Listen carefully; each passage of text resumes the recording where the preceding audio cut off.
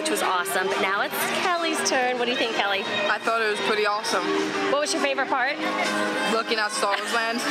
We get to the top of like the little rolly part, and Kelly sees Star Wars Land, and he's like freaking out. Yeah, you were like fangirling over the Star Wars section, not Slinky Dog that we were on right then, but it was really, really fun.